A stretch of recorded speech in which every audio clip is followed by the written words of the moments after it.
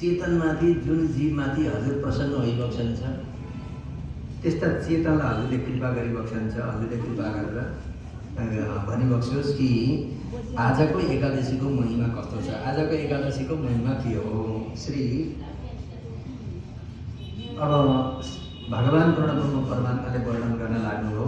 हे राजन परीक्षित श्री युधिष्ठिरजी महाराज, केवल यहाँ युधिष्ठिरजीले मात्रै सुन्नुभयो भन्ने होइन है। फेरि युधिष्ठिरजीका साथमा सबै पाँचै पाण्डवले श्रवण गर्नुभएको छ, परन्तु सोध्नु भएको छ श्री युधिष्ठिरजी महाराजले।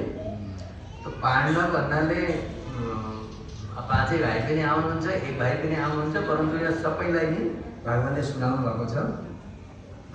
श्री भगवान्ले वर्णन गर्न लाग्नुभयो। श्रीराजन प्रवक्ष्यामि शुक्ला पौषसे या भवेत् तस्यापि महाराज लोकानां च हिताय च। हे महाराज, भगवान्ले पनि महाराज भन्नुहुन्छ भनेपछि युधिष्ठिरजी कस्तो हुनुहुन्थ्यो होला?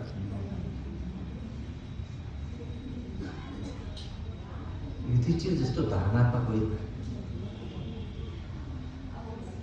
यद्यपि भगवान्को फेरि अग्रज दाजु पनि हुनुहुन्छ युधिष्ठिरजी, भगवान्को दाजु पनि हो।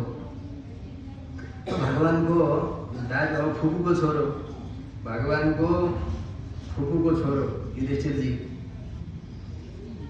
भगवान्ले वर्णन गर्न लाग्नुभयो। हेर्नुहोस् महाराज, पौष शुक्ल एकादशीको महिमा कस्तो छ भने सबै चेतनलाई कल्याण गर्नेवाला छ। लोकको हितका लागि, यो लोकको कल्याणका लागि यसको विधि अब म केवल हजुरलाई होइन, हजुरलाई निमित्त बनाएर, हजुरलाई माध्यम बनाएर म यो चरित्र सुनाउँदैछु।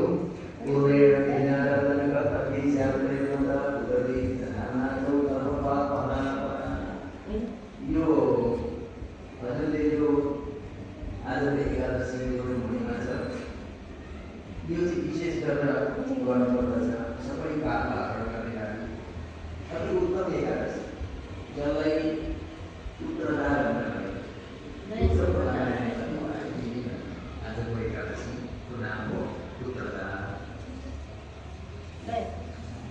र आजको एकादशीको भगवान् भइबक्सन्छ श्री नारायण भगवान्। प्रत्येक एकादशी जसरी 24 एकादशी छन्, भागवतमा 24 नाम छन्, एक एक एकादशी एउटा एउटा भगवान्को नामले